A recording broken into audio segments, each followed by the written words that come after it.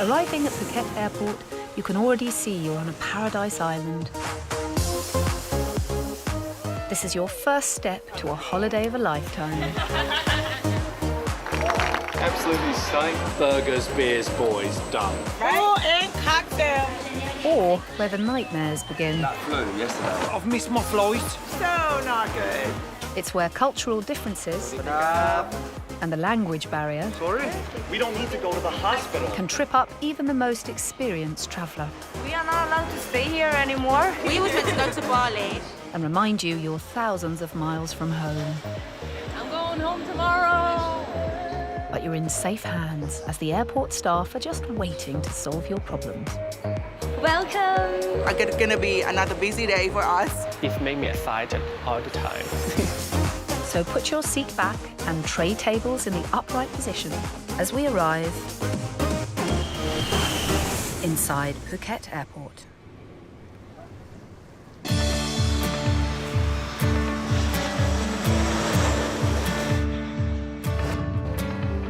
Every year, over 150,000 Brits find themselves getting injured abroad. These two are leaving to go home to Canada and have fallen foul of the country's infamous road rash, aka the Thailand tattoo. So we got into a motorbike accident. We were in our lane, basically, and a pickup truck just turned left without warning and game over. Road traffic injuries are a common sight at Phuket Airport. And, what a surprise, it's usually under 25-year-olds on motorbikes. So I lost a toenail, I lost some soft tissue. Face, both hands. But we're alive. We're still good. Pretty much ruined our vacation. We couldn't go to the beach anymore. Couldn't get sand in our wounds. I'm a drummer, so I would need to place the stick right here, so I'm gonna have to wait a while to play drums again. Well, less face planting into tarmac at speed would help with that. And Marco had health issues even before the accident. He went to the bathroom, he was going to the bathroom a lot, and I just hear a huge bang. Yeah, so I fainted. He fainted on the stairs. Trying to get used to the heat and everything. Got dehydrated. This is the first time I'm out of North America. Could be last as well if you carry on like this. And he gets banged up. Look at that, eh? Complete opposite side of the planet, and all this happens. We got injured about 3 days ago, and we haven't done anything since. And that's exactly why this airport have their very own army of medics, fire officers and engineers keeping you safe. Phuket International is not just an airport, it's like a mini city in itself. With 3,000 staff and nearly 30,000 passengers a day walking through its doors, the airport needs to function independently to the outside world. With maintenance, catering and security staff, the airport also has its very own emergency services, and this week they're all being tested on their emergency response. So that's the airport's fire department and the medical centre, primed and ready more so than ever to spring to action. And it's Dr. Sutsuni heading up the medical centre, assisted by her team of nurses who are all primed and ready for the test. This test happens like once a year, and in the past we never failed, and it's a lot of pressure because we never fail, and this is my first time, but I'm doing my best to pass this test. When there are real cases, I don't get too nervous because I know my team, I trust them. However, the clinic is open for business as usual, and their first real patient has shown up in the shape of Anthony from Norwich, who fainted just before boarding his flight home. I've been not quite right for a few days. I had sunbug, I had a temperature, and we've been standing up for a while, waiting to board, and I just fainted. Everyone was sort of standing around, nurses just came out of nowhere. And they took me here by ambulance. Yeah, you couldn't fault it. With Thailand's hot temperatures and exotic foods, dehydration and upset stomachs are common complaints at the airport medical centre. And it's Dr. Sutsuni's responsibility to make sure everything is okay. First, we have to make a survey, the primary survey on the patient, to see if they are fully conscious. We can bring them back to our clinic. But if we evaluate and then they need an emergency or maybe an advanced life support, then we transfer them to the hospital.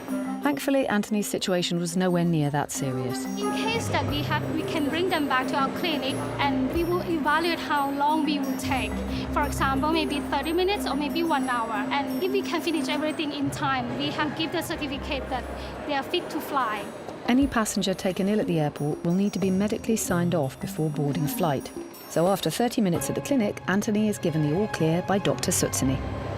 When there's a patient, they will contact the airline first about how they can help. Well, because of my fainting, obviously I missed the flight and we had to unload all our baggage, and that was done for us. Then they took my wife back to the sales counter to issue new tickets on the next flight. But it's brilliant treatment, I must say, it's absolutely brilliant. So, although it was an unpleasant experience for Anthony, Thai Airways and the medical staff have made it as painless as possible. We catch up with Dr. Sutsini later to see whether she makes the grade in the annual medical response test, which no one has failed before. My heart is pumping very fast, so excited and nervous, yes. And whilst the airport medical centre takes care of all passengers and staff, Phuket International also sees people arriving for planned medical treatments like Ebony, a young mother of 3 from Brisbane, Australia. It's just the start of a new beginning. I've had 3 kids and your body goes through torture going through all of that. So I'm coming for cosmetic surgery. I'm getting my boobs done. And this surgery would just be about me, and it'd be the start of all things positive for my self-esteem and for me going forward. But it would seem the road to high self-esteem comes in stages. I came 2 years ago to Thailand and I got the procedure done then, and they said that after 12 months I could come back. It's been 2 years, but I've come back. I could have gone back to Brisbane to do the second procedure, but I chose to come back to Thailand again because the hospital's a 5-star here. The first time I came to Thailand, I had a really good experience. The staff was wonderful, the nurses, the doctors were all really great. Approximately 5,000 women a year come to Thailand for breast augmentation, making this the most popular plastic surgery procedure in Thailand. Probably the biggest thing that I was scared about is coming on my own. Last time I came with somebody and it was great, and that was what I was nervous about this morning, was coming here. But I know that I'm in good hands and I'll be okay. I'm feeling really tired after a big flight. I'm wanting just to get to the hotel and have a sleep and get myself prepared so I can wake up fresh and ready for my surgery. This will just be the final thing that gets me onto my new chapter in life. With world-class hospitals and some of the top plastic surgeons in Thailand, Phuket alone saw thousands of Brits fly in for procedures last year. And it's women and men like Ebony in need of a little help that visit the island for a quick nip and tuck. I'm feeling pretty good today. I'm obviously nervous and excited, and mostly excited. But I'm sure just before they push me in, the nerves will kick in and I'll feel like running. Hello, nice to meet you again. Early period after surgery, you may have look nice, big breasts compared with your body. We'll be catching up with Ebony later as she prepares to go under the knife Thai style.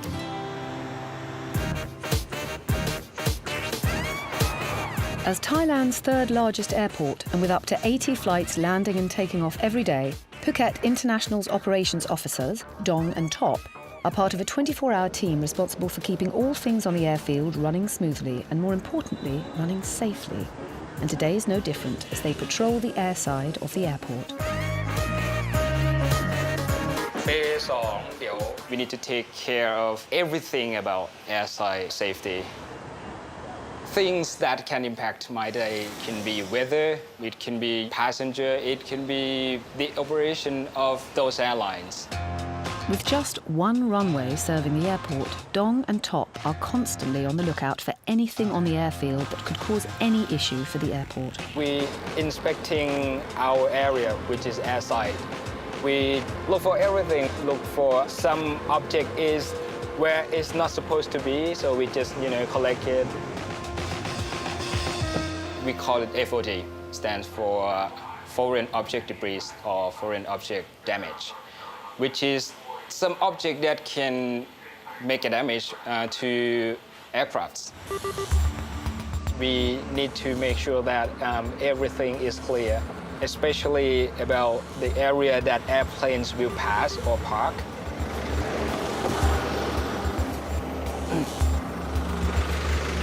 We just found a tag from one passenger. Carl is from Sweden. So we just collect stuff that could be dangerous for aircraft. It may look like insignificant litter, but these small bits of debris on the tarmac, like the luggage tag belonging to Carl from Sweden, could prove catastrophic if it were to hit a delicate jet engine. Something that can cause a problem can be very small, that can damage aircraft. So, their vigilance is not only saving airlines hundreds of thousands of pounds in repairs, but also saving thousands of lives. Airplanes are very sensitive, and the safety about airplane is number one, is the first priority. So the small stuff like this is not exceptional. It could be a little scratch, but that scratch can cause a lot of lives. Baggage tag.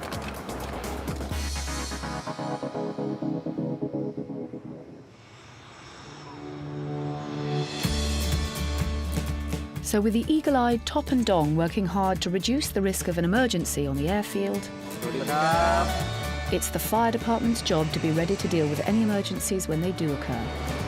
And today, it's Station Officer Na's responsibility. I look after the aircraft firefighting and sea rescue.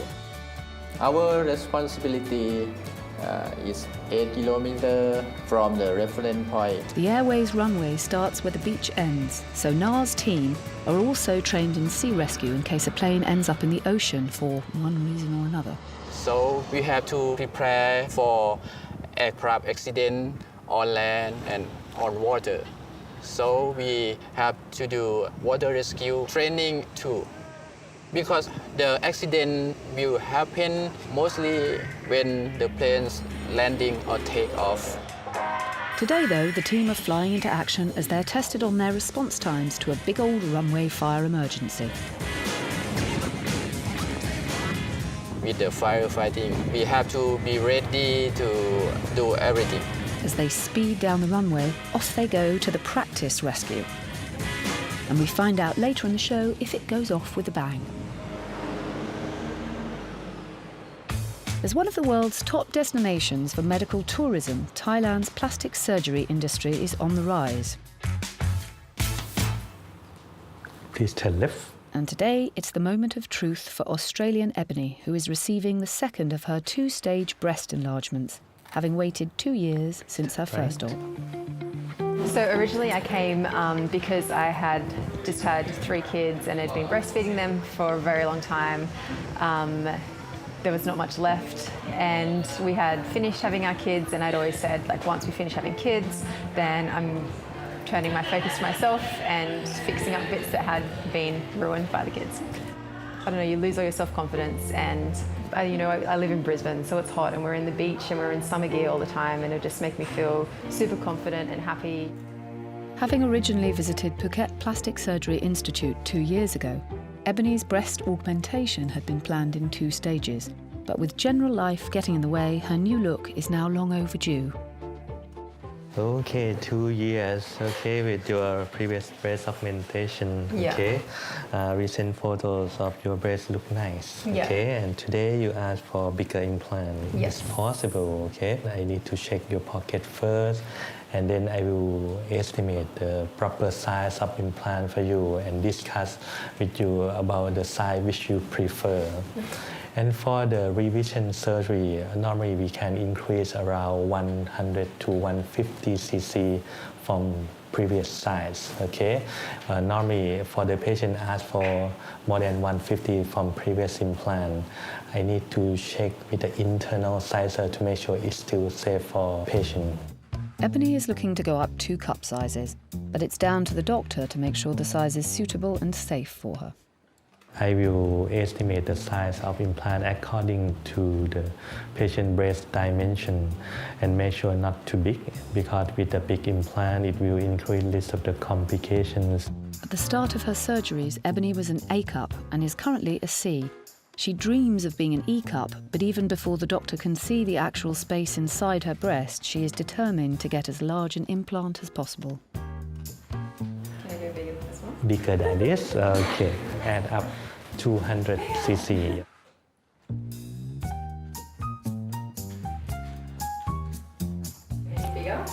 Bigger? Okay, 250. Now it's about 600 cc. Yeah, this one's better. I feel good now because I feel like it's the size that I was after, so I'm happy. Dr. San Guancha won't know how large he can go until Ebony goes under the knife, but he assures her that he'll go for the biggest implants possible.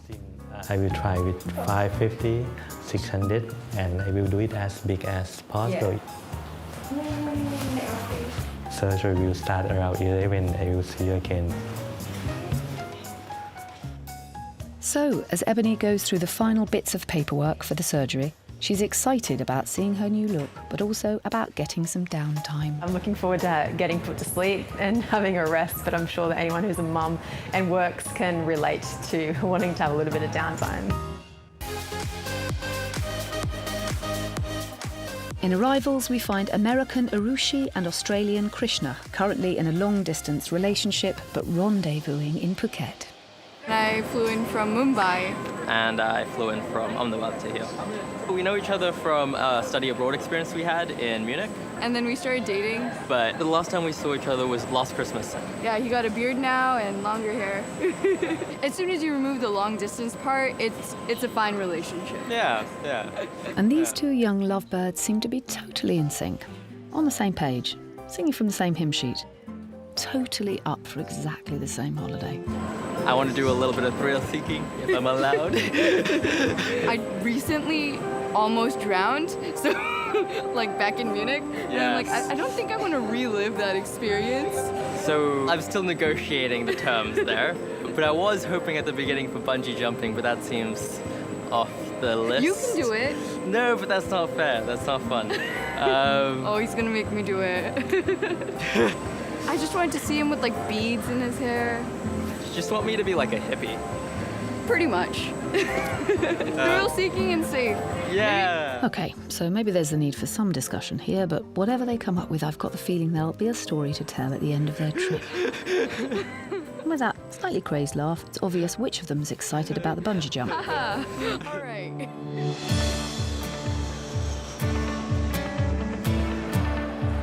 Unfortunately, some passengers leave the island having sought medical assistance during their stay following a good old holiday mishap.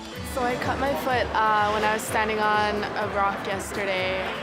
It stopped bleeding about 10 minutes after, but this morning the wound wouldn't close. I'm deciding whether or not I'm gonna keep traveling. So it's off to the clinic for a checkup for this one. Someone who pretty much started her trip in a medical clinic is Canadian Ashley, who's travelling with her boyfriend Sean. We went to Monkey Beach in Koh Phi Phi, and it gets a little bit crazy there with all the tourists, so we were kind of standing back trying to stay out of all the craziness, and a monkey ended up coming up and biting us anyways, or biting me, so that was fun. And Yeah, by the looks of it, boyfriend Sean was obviously very sympathetic at the time. Oh, there you go. yeah. So that was when it first happened. It was pretty raw. On my leg right there, it's not very impressive anymore. It's been a month. When it first happened, it was like The whole thing was black and blue. Yeah. You got to go to the hospital fairly quick because if you get rabies, it can be fatal in humans. Yeah. Rabies, you say, Sean. Nothing dangerous then. The first day I had 7 injections, so that way it doesn't spread and get into your brain and kill you. The injection fluid was like that So much. much It was a fluid. tube like this. Oh. It was huge. It just Really painful. The shot was way worse than the monkey bite, actually. Sean is really loving all of this massive injection chat. And then I had to take 9 pills a day for 3 weeks. Yeah. And in that 3 weeks, I had 3 more shots. Didn't ruin our trip though. Oh, what a surprise. And are you sure that Ashley felt the same with her bruised, monkey-eaten leg? Stuff happens, and you just Yeah. have to keep going. Well, she broke her leg on a trip once and it didn't stop us, so Yeah. what's a monkey bite? Well, twice. Yeah, oh yeah. Hang on, 2 broken legs on past holidays. OK, Sean, monkey bite's nothing. The arrivals hall at Phuket International sees passengers arriving from 36 destinations every day. And today, it's hosting a reunion of old school friends now living all over the world. Leo. Nice to meet you. What's going on, man? Again, brother. Great seeing you, man. We are actually all here to celebrate this gentleman getting married in about 3 or 4 months from now. His last big party being single. We call it a bachelor party in North America. I think stag party the rest of the world. We're here to make a lot of bad decisions and have a lot of good fun. The group all studied with Aki, the stag, either at uni or high school in Beijing, and they've all travelled to Phuket to give him a proper send-off into married life. It's amazing. I mean, some of them I haven't seen for 4 years, 5 years, and it's just the same. So I flew in from Seattle. I came in from New York. So Leo and myself, we came from Beijing. I don't know what day it is or what time it is. I know I'm in Phuket. That's all I need to know, and I got my mates right here. It's a stag party, and that's what we're here for. Whilst waiting outside the airport for one more pal, the boys' thoughts turned to important planning for the week ahead. I was just planning the vest. I've got a pink bow tie, and I've just discovered that Gavin is very upset about the fact that it's a clip bow tie. I'm sorry. You're better than that, Aki. This is all I've been able to think about for the last month or so. Thailand, my mates from high school, celebrating like the next step in life. Finally, the boys spot a familiar face. Matthew, come here, buddy! Matt, the best man, has arrived from Australia. Don't act like you're not happy to see us. How about a hug? How about a smile? Yeah. Honestly, anytime this group of friends from high school get together, it's like no time has passed. Matt, who was our last person to come in as our host, so I just can't wait to see what he's got in store for us. Yeah, a lot of organising. I spent a lot of time doing this one. It's cheap, it's affordable, and it's just fun. So it's the ideal place for a bachelor party. So, with the Fab Five finally all together, it's off to get the stag week started.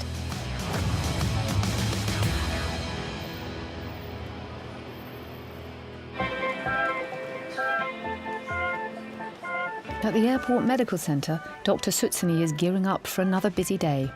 Each month, her clinic sees an average of 150 passengers who need sterilising, bandaging or signing off to fly home.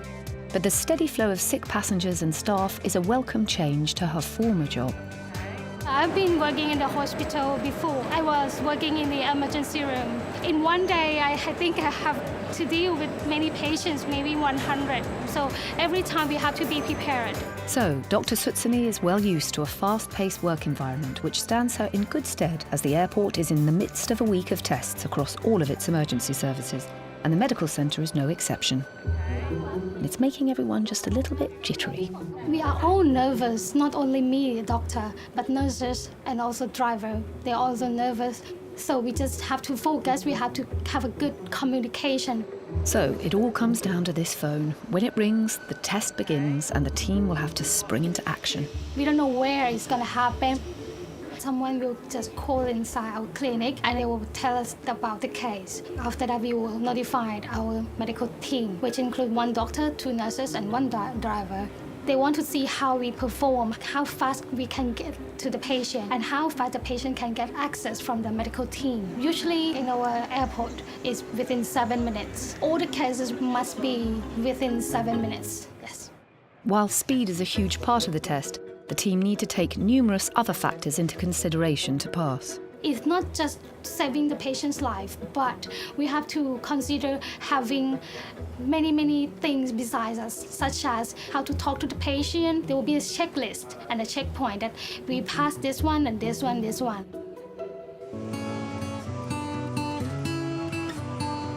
But it's not just the humans who have to be fit and well.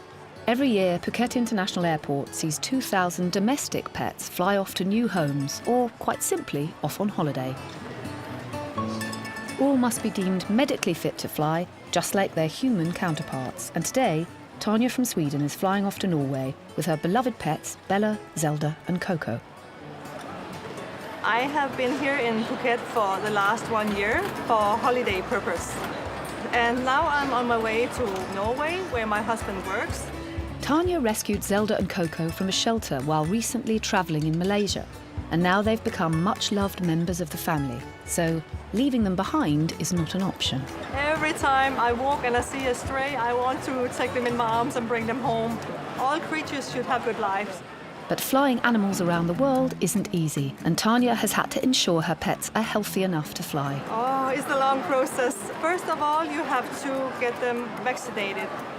But then you have to have the blood test that shows that they are resistant to rabies. And you have to wait 3 months to take the dogs out of the country. After a second health check the day before the flight, the airport can finally issue a travel certificate for the dogs. They have to have her own passport, but it's more regarding the vaccinations. It's taken Tanya and her furry family an hour to check in, but now she's worried about how they'll cope during the flight. It's the first time we are traveling with the 2 stray dogs, so I don't know how they react on this. When they get into the airplane, I don't know, but they are in the cargo and the luggage department. But she's prepared her pets as best she can.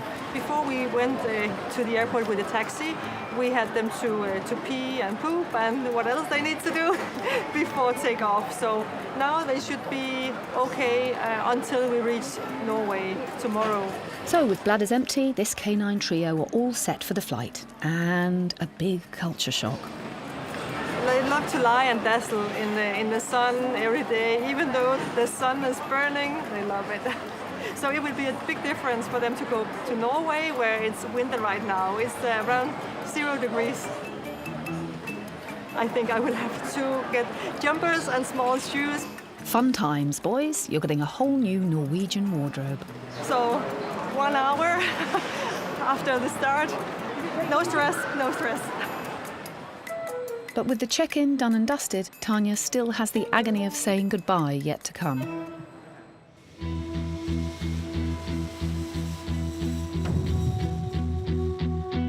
Out at the side of the runway, Nar, the airport's head of emergency response, and his team are responding to the emergency drill of a plane crash.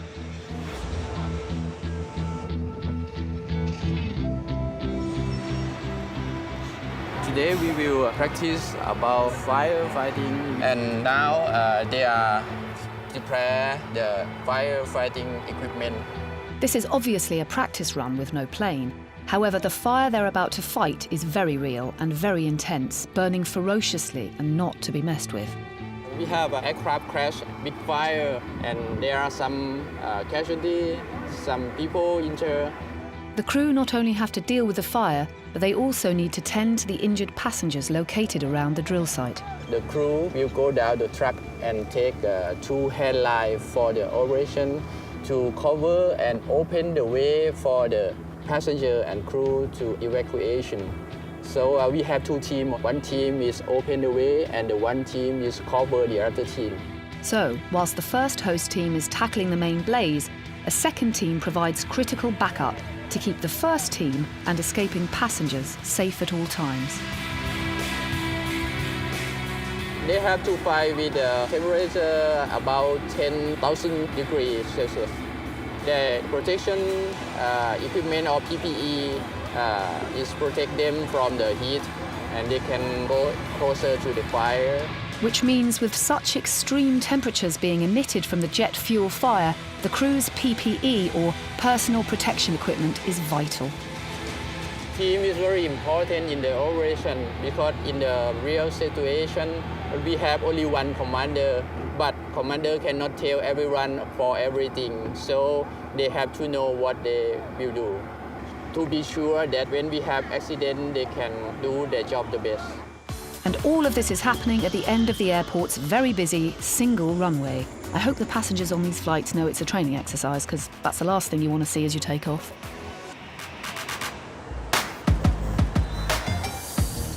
Thailand's medical tourism is growing at a rate of almost 20% annually, making the industry worth a staggering £1 billion a year. Today, Ebony from Australia is getting her second breast implant surgery in Phuket, and she hopes to finally get the body she's always wanted. The number of patients who come is growing year by year. Most of our clients here is foreigner, probably around 90% of our customers here. Dr. Kunaporn is the director of the Phuket Plastic Surgery Institute, where Ebony is having her surgery. I always tell my colleague that it is our privilege to have a license to cut, to treat the patient by using the scalpel or the knife. The quality of service, the quality of surgery, the outcome is as good or even better than what they got from their home country. We always think that they might be our mom, our sister, our brother, our friends, that we need to do the best for them. And as Ebony's surgery finishes, Dr. Sanganchua is very pleased. The operation went well, and we think Ebony will be happy with her new breast. So as she heads into recovery, she'll find out soon if she's happy with the results.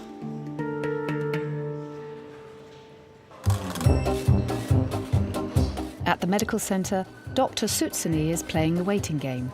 Like all the emergency services, the medical centre is being tested this week. The only thing they don't know is when that test will happen. There is a test. I have to pass the test. But in order to pass it, the doc needs this phone to ring. Still waiting for the call, but I don't know. As they say, Doc, patience is a virtue. Hey up, this could be it. When we hear the telephone ring, we all are excited. But, you know, wrong number. Oh, close but no cigar. Just a bit frustrating. My heart is pumping very fast, so excited and nervous, yes. But she's remaining confident. And I'm sure that I'm going to pass it. Yes. Up in departures and away from the pressures of tests, Argentinian Julian is heading home, but with a new scar to remind him of his trip. Oh, there, yeah.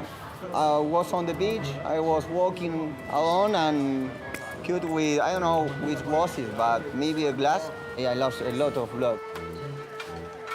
Unfortunately, his trip to hospital wasn't exactly relaxing either. Very difficult to me because I feel very pain when they have to clean into my foot, so yeah, I feel pain. Julian's borrowed a wheelchair from the airport's information desk in exchange for his passport, so he best not nick it. Now I am with my new chair. When I use the wheelchair, I have to give my passport to the people, and then they give me the wheelchair. But it's the long flight home that's now weighing on Julian's mind. I have 35 hours in total to go to my country, to Argentina, so it will be a long, long, long travel for me. So, after a quick change and a zhuzh of the hat hair, Julian heads off to get his passport back and get checked in. Where is the information? Please wait for a moment. When they come, I will return the passport to you. Okay. Yeah, it's good. Yeah. Thank you. Okay, thank you so much. Okay, see you. And with passport in hand, the airline will now get him all the way to his seat on the flight, and then just a matter of his long 35-hour journey home to Argentina.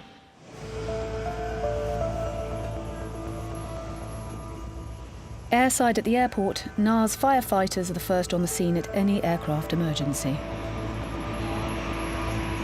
Today they are taking part in a drill for an emergency response, responding to a simulated air crash on the runway, but with a very real fire. And it's more than just flames that the team has to tackle. Our first priority is to take the passenger out of the accident site immediately. Actors are playing the injured passengers, but the fire crew have to react as if this situation is real, and it's down to them to initially medically assess and treat passengers before getting them out of harm's way. Rescuer take the casualty to the safety zone and then send them to the medical team.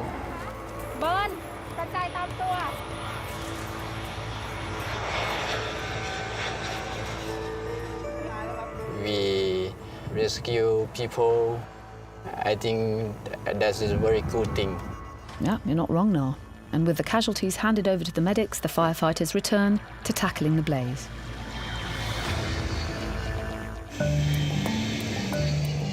Airside at the airport, the firefighters' drill has been completed successfully, and Fire Station Officer Na is very pleased with his team. We practice like this every 3 months. I'm very proud of them. They work hard. The firefighter team, our training, make we look good. Because Na knows if his team looks good, he looks good. And with their life-saving skills proven and tested, the team are primed for action.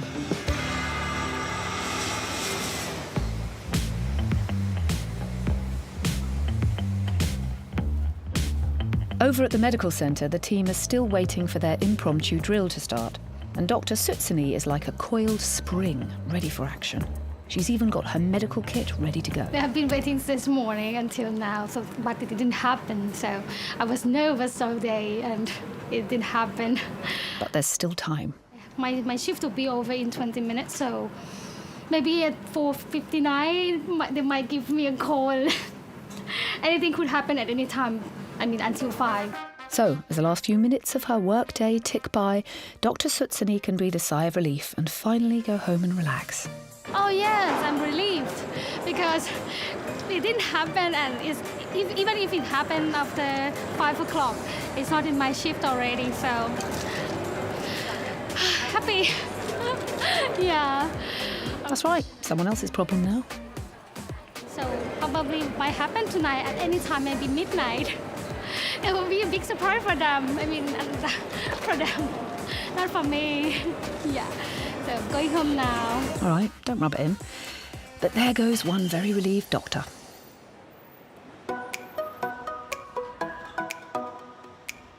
Back at PPSI, it's the morning after Ebony's breast implant surgery, and she's recovering well. I'm fine. I can touch and wave around, and I can just hear these weird squishing sounds. His stomach kind of grumbles and it makes squelching sounds. I can hear those every now and then. I've heard it's totally normal though. It's just little bubbles around there, just getting rid of. Despite her noisy new breasts, she's feeling upbeat. But has her surgeon revealed the new size? He came in and whispered in my ear, and he's like, "I gave you 600," and I was like, "Yes." I think we might have fist pumped. Good morning. Good morning. And use a 600cc implant at your request, okay? Her cups now runneth over, and she can't wait to show off her new figure whilst recovering on Phuket's sunny beaches.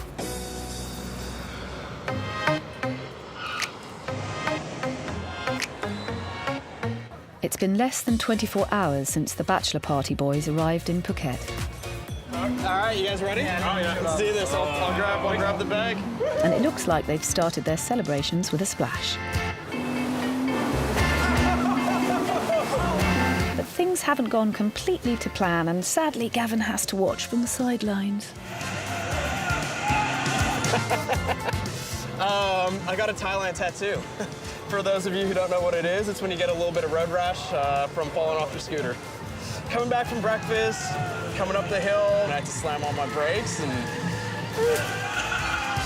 Oh! That's how you hurt yourself, right there. Luckily, thank God I was wearing a helmet, kept the face pretty. I think tomorrow I'll probably be a bit more sore. I had a lot of adrenaline when it did happen. Go Leo! Go Leo! Go Leo! Yeah, Lee will definitely be feeling that in the morning. Going, gone. But like any good stag party, the boys aren't going to let Gavin's prang get in the way of their fun. All is well, all is going well, and still more to come. I mean, guys flew down across the world to see me, celebrate this special event. I would do anything for them. Quite a few of them are starting to get married, have kids, so that's sort of making it harder to meet up. So when we do get the chance, it's great. Just like the song says, right? The boys are back in town, and it's more than just the boys, it's family.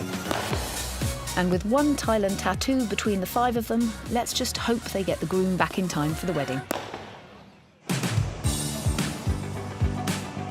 And from one banged-up American to another, over at Departures we see the return of thrill-seeking Krishna and his cautious girlfriend Arushi. But by the looks of her, it seems like it was more spills than thrills. So we were doing activity after activity, just doing snorkeling. So we rented out a motorcycle, which was great, because I love that. He likes the speed too much. Unfortunately, I was collateral. And straight away we all know what's happened here. There was a ditch, and it was the ditch turned, and I accidentally entered the ditch, but I wasn't turning at the same rate, and it rained the night before.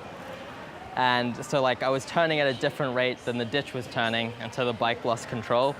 And the weird thing was, I was in front and but she got injured way more than me.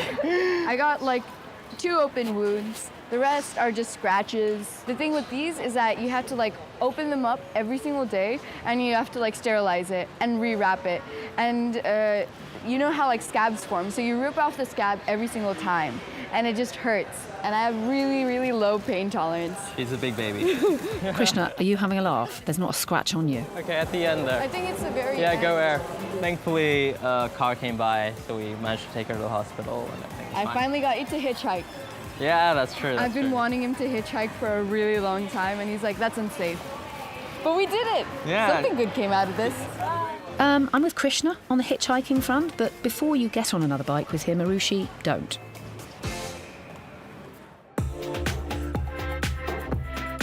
Also in departures is Tanya, who's with her 3 pets, Bella, Zelda and Coco, who've checked in and are ready for their trip to their new home in Norway. We're heading to the luggage drop-off now. Yes. And I have 2 handsome guys to help me. I'm traveling by myself. It is a bit stressful. And with 3 awkward crates to lug about, I can see why. I try to give them water to drink so they don't dehydrate, but they don't want to have anything. And I just want the dogs to be okay when we are on the other side of this journey.